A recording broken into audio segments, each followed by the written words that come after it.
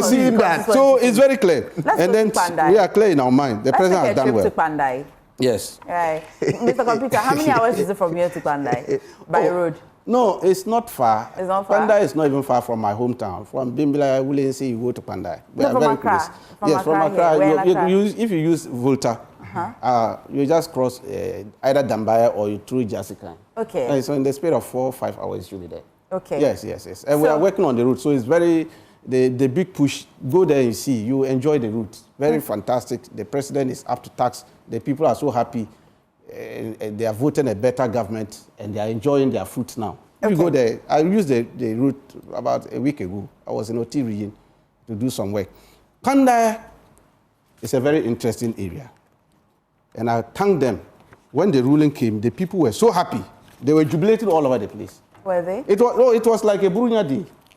Seriously. I was in Tamale in the court. I sat through in the court and the people came. They came in buses. And they were so happy. They were jubilating.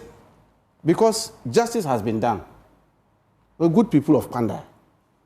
Look, I came here with a lot of documents. Because of the mischief, our opponents are all over the place. Talking all over the place and impugning all manner of things to the integrity of the court, which is very bad. And I'm surprised they are doing this kind of things. They know this. Look, this is a written address filed for and on behalf of the first respondent. The first respondent is who? The MPP, Nyindam. Okay. Nyindam, this is their this. You are here, read it. I don't want to quote anything. No, you can't do that to my guest. No, I want him to be sure. Because I know MPP. He's my co-panelist. Yeah. And I know he's not in NDC. Okay. And I also know he's not in MPP. He's not an MPP person. He's from the CPP stock. Yes, so I know him very well. Yeah, but so I'm saying that so that to testify that the document I'm holding have read it. Is from a court. Summarize it. I want you to look at the heading first. This is about no, the heading. Read the heading. Written address filed for and on behalf of the first respondents by counsel for the first respondents. Yeah. The first respondent is Nyindam.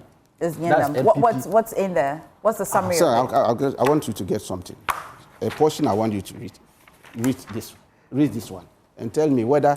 How am I supposed to just take one? No. I said I want to read that aspect. An order setting aside the parliamentary results of the Kpandai constituency for non-compliance with Regulation 43 of the Public Elections Regulation 2020 CI 127. Okay, because of time, I would have asked you to continue reading and understand.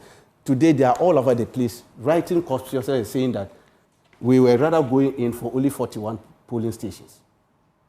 We were asking the court to nullify the whole elections. And when they were writing their closing statement, they make references to some of our demands. The court, that by violating CI 127, Regulation 43, he has been an IPAC member for a very long time. I met him in IPAC severally, Dr. Bonfe. A forum that came out with this CI, sent it to Parliament, and Parliament passed it. And that was what was used for 2020 election and 2024 election. That CI is the Bible of elections in Ghana. So if you are going to collate results, especially parliamentary election results, you are going to use the Regulation 43. It spells out the process. The procedure is clearly spelled out there. First, you must assemble all the pig sheets at the collation center. Use the Form 1C. Fill in all the results in the Form 1C. Look at the summaries, the totals, and put it in Form 1D, which is the summaries. We call it the summary sheet. Then use the Form 1D to declare the results, who wins the listing. The process is very clear there. Okay. Now, Kpandai asked them whether that was done. None. There was nothing like that. This is your position. This is not my position. I'm just giving you that this is their own written statement. Their own lawyers wrote it. I'm holding the documents here. I didn't write it for them. Then they will come out and they are doing propaganda all over the place. Okay. So, they have also filed a stay of execution. We have no problem. Okay. No, as we speak now, yes. Nyindam is still the member of parliament. That's technically. Okay. Yes. Here, they also have been presenting, and Dr. Bonfe and Dr. Sasante, I'll come to you. The statement on the High Court ruling nullifying the Kpandai constituency parliamentary election is on your screen now. They have been presenting some facts, and I know that it's come to your attention. It says that, and I'm just going to paragraph 2 of it. It says that Honorable Matthew Nyindam won the parliamentary election with a margin of 3,734 votes. After the NDC secured the presidential results, the NDC parliamentary candidate gathered a group of supporters who arrived at the coalition center in a Mahindran pickup wearing NDC t-shirts. They damaged some ballot boxes in an attempt to interrupt the coalition.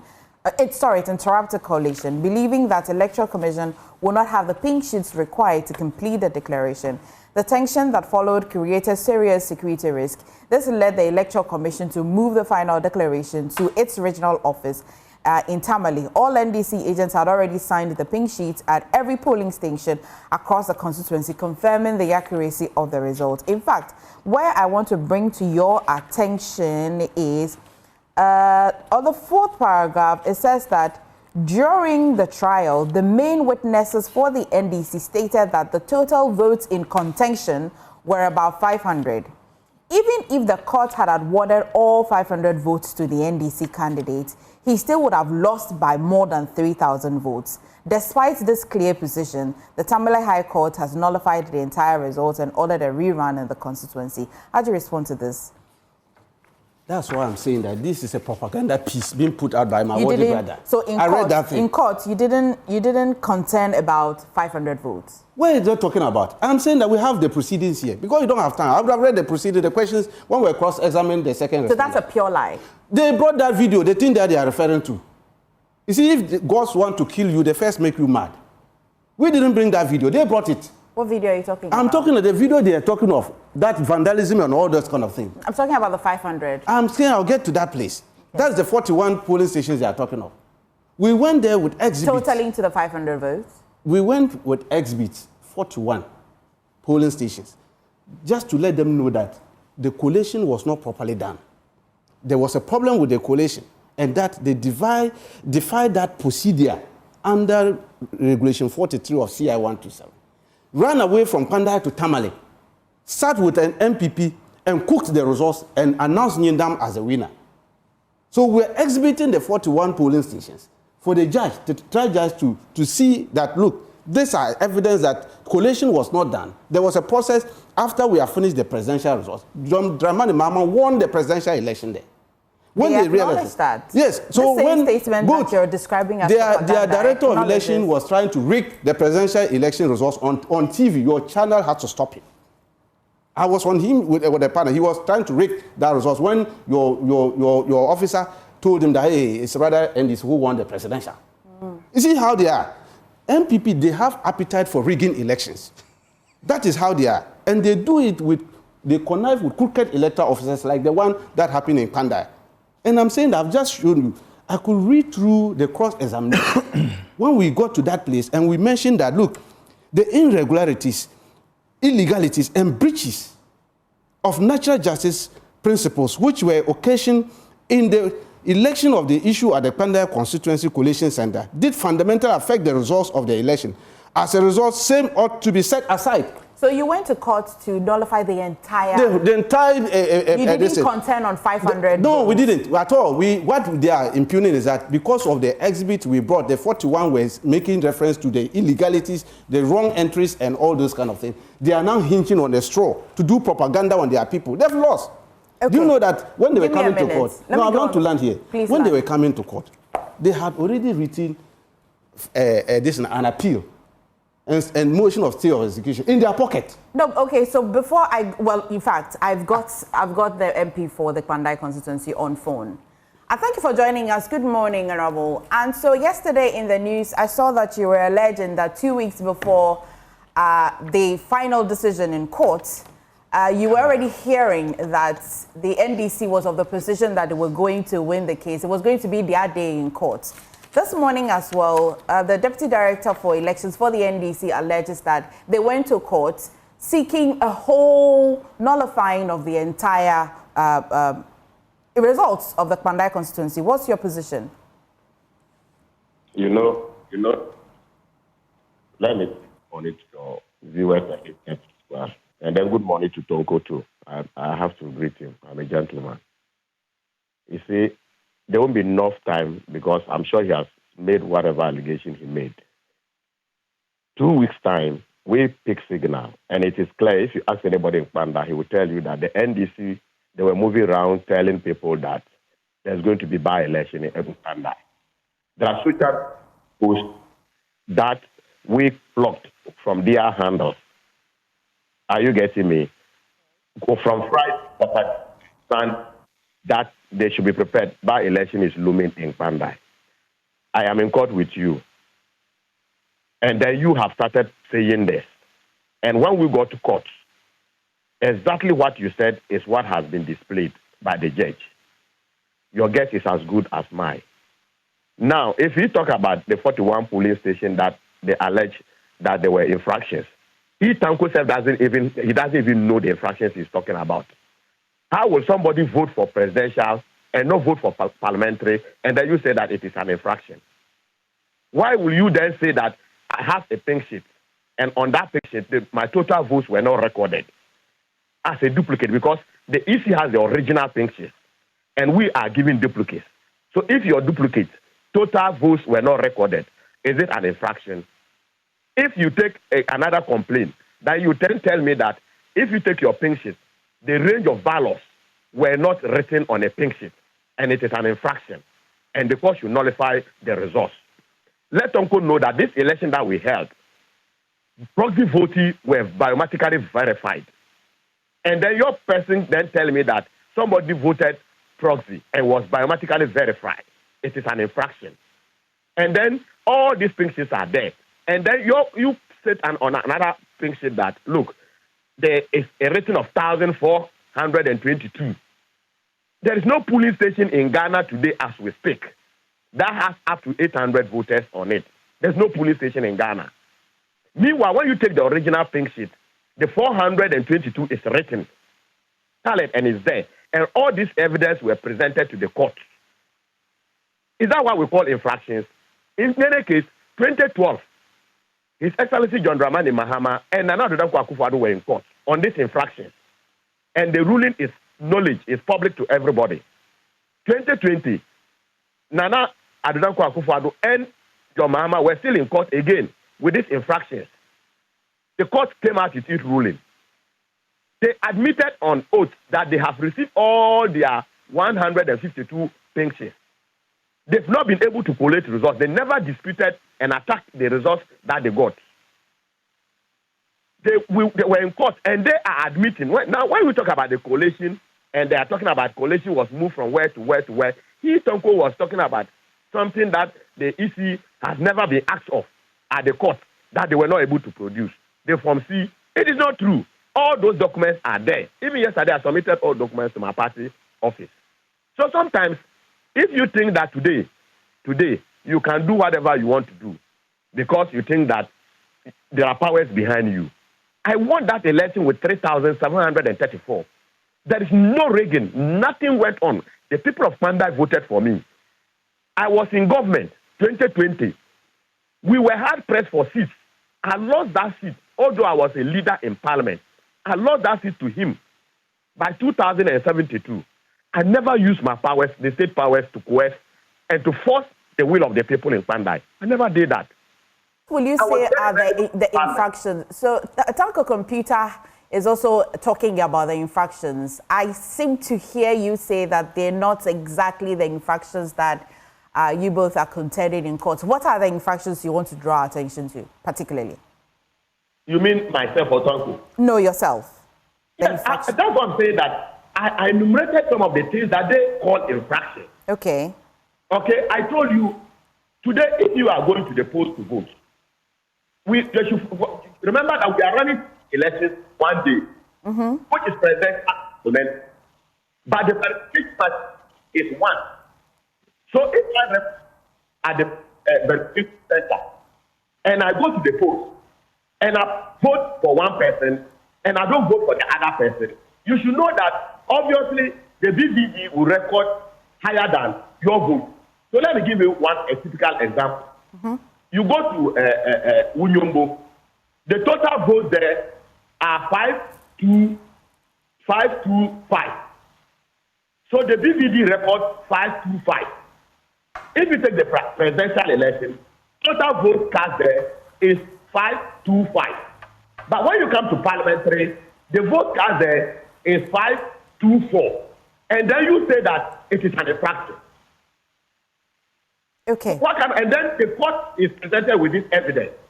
And the court goes ahead to say that he has nullified that result. You go to another police station where the man alleges that recordings were not shown.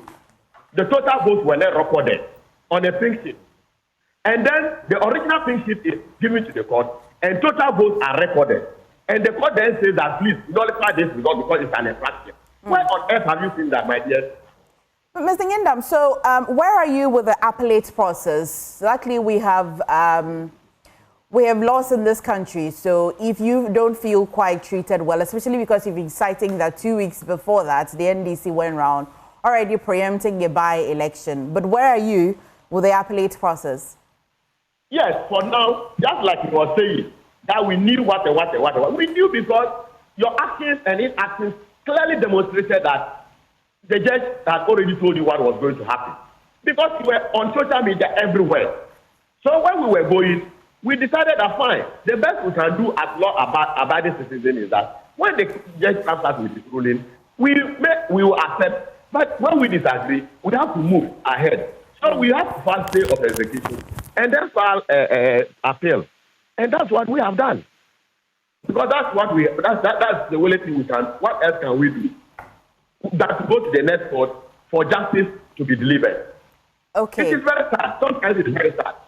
The stay of execution is it at a higher court or by the same court? Sorry? The stay of the execution. Yes. You filed it yourself, but is it to the same court or at a higher court? Well, these are technical things that the lawyers will better explain. Okay. But what I am told is that when you are filing stay of execution, you file it at the lower court, and when you are denied, you then move to the appeal court to file. So procedurally, I'm sure my lawyer has done the right thing. But as a layman, although a lawmaker, those technicalities are being handled by the lawyer, and that's what he has done.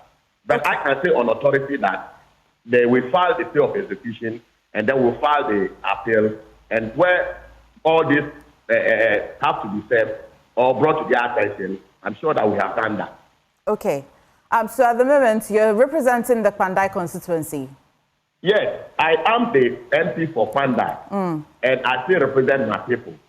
Okay. I want to put it on authority that we have gone through the processes that we have to go legally. That I have done because I was in court, and when the court made the pronouncement, we were all clear.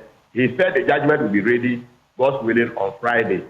So we are waiting. Although we have filed the app, which the lawyer indicated, when he gets the ruling, he will do a supplementary or whatever it is to the next court. That's what I'm told.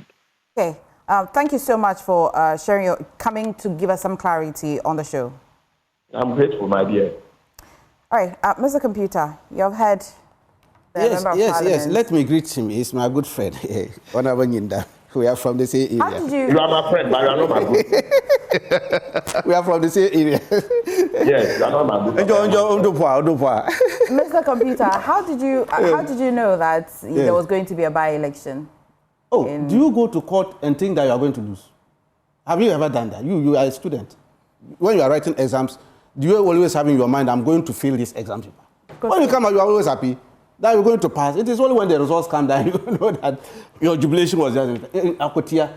When we finished voting, the first hour, MPP was all over the place jubilating, tooting horns, and clapping. Even one of their MP who said we should remove him from Parliament if they lose the place came to me in the collation center and was shaking hands with me and said, well, say my country, we have won it. And I said, Master, you don't even know what you are talking about. You have lost Porto. So for anybody who goes into court or matters of this nature, you always have confidence that you are going to do. And even looking at our evidence that were adduced before the trial judge, it was very clear that we are going to win this matter. We had enough evidence. We have shown enough evidence. And I was just showing my colleague, our closing statement was very clear We were looking for an annulment of the whole election, not any 500. It's here, it's in our closing statement. Okay. And it's very clear. So, for them to be now saying 41, 42, I don't know where they are getting it from. Let me go to Dr. Sasanti. Okay. Dr. Sasanti, you followed the debate so far. One of the questions that I've been asking the NDC is that, do they need that seat at all? They argue that, well, the people need to be represented. Of course, they have a member of parliament. That place is duly represented in parliament. Now, the court is asking that we have an entire rerun for that constituency. What's your take? I am happy that in every electoral dispute, the political actors resort to the use of the law. Remember that democracy hinges on law. So if people want to use that avenue, I am for it. So I look forward to the stay of execution and what will come out of that. And that will define the path that will chart. But it is interesting, the candidate himself and then Mr. Computer, they are talking about issues that I think the court will be the appropriate place where these things will be resolved. I have my own understanding of some of these issues, but I'm not a lawyer. So as soon as the issue is before an appropriate forum, I'll wait. When the court decides, we'll come and then also talk about it. So this one, my position has always been that as soon as there's something that is before court, I rest my case and I wait for the court to finish. What about the cost of democracy? Of course, it will be that people voted for a particular person, and then they say another person won. Now, the EC would have to conduct an entire new election in that constituency. Would you say that it really costs a lot of money to uphold democracy? Oh, no, election is always expensive. It's an expensive business. And that at all material times, all that you need is the rightful person to represent the people. The rightful person in the sense that he is the one that the people have duly put into office as their rep. And that is what you want. So if there are issues about it, you go to court and address, because at all material times, you need the representation must be right and must be legal and must represent what? The true dreams and aspirations of the people and what the people really put out for. Okay. Dr. Bonfair. For me, the issues are clear. The Electoral Commission is a creature of law, and it is important that it adheres to the dictates of the law. The Electoral Commission, throughout the history of this Fourth Republic, has had a very solid record, both in its day and night situations. They've had certain things wrong, including the only record where somebody was erroneously declared a member of parliament. And I'm talking about the 1996 general elections. Ayasu West Wagon, member of parliament who was wrongly declared and sat in parliament for almost the entire time of the period, Rebecca Doty on the ticket of the NDC. The challenge mounted till the closing embers or time or period of the second parliament. Isaac George Amon, who was duly elected, actually was declared by the courts at the appeals court very close to the end of the term of that parliament. The appeals court gave a decision which was unambiguous that parliament should expunge the name of Rebecca Doty, who had been declared member of parliament for Ayasu West Wagon on the ticket of the NDC for that parliament from parliament and be replaced with Isaac George Amon. He had, I think, 2 or 3 months in that parliament. But at least the record was corrected that his name entered as the one who was duly elected by the people. For me, having worked closely with the activities of the Electoral Commission over an elaborate period of time and studied under those who know better, what I can say is that the record is always available. And once it is before the courts and the decision has been reached at the High Court, where the whole challenge to parliamentary elections begin. The decision of the judge has been questioned. I am surprised that my brother Tanko took one side of it. You weren't prepared that you were going to win. Somebody went prepared that if they did not win, they must also do something. You are taking issues with that. But I think when you go to court, you win or you lose. So you prepare for either side of the coin. And I think that's what they've done. I am happy with the composure that the Member of Parliament, so far, he has been sworn in. There's been no declaration that indeed he should leave Parliament. That wasn't part of the judgment given or the ruling of the court. Oh no, the court go to the Speaker of Parliament. Yes, that's what I'm saying. So declaring the place vacant. Exactly. So it hasn't happened. He is still the Member of Parliament, and we need to respect that. I'm happy with his composed, responses that he gave. They have gone to the Court of Appeal, or they are going to the Court of Appeal. They've indicated that they will go to the Court of Appeal. They have filed the stay of execution at the court where this decision was made. We all have to be patient to understand the burden of democracy. I've maintained is fidelity to the law. And the law, adherence to the law, can never be expensive or costly. Even if it will take us additional money in adherence to the law, to do whatever, it cannot be costly. If you want to think it is costly, look at the opposite. What will happen if you have, a disorganized system where the people get chaotic and unruly?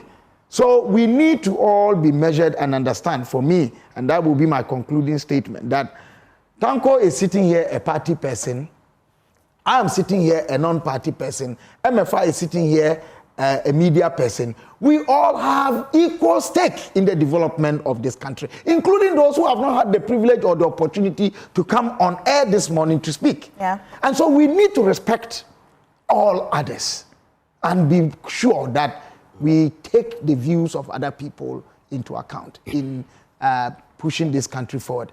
No one person, no one team, no one group alone can build Ghana. And we need to understand that at the end of the day, time and power can only be transient. Our lives are transient themselves. So we should be measured in how we go about these things. Whatever is happening today, tomorrow will come. We should ask ourselves, how will we judge ourselves looking back on today from tomorrow? If our conscience says us right, I think we can go ahead. But listen and be measured, understanding that you could be right, you could be wrong, and others to have a say. Thank you.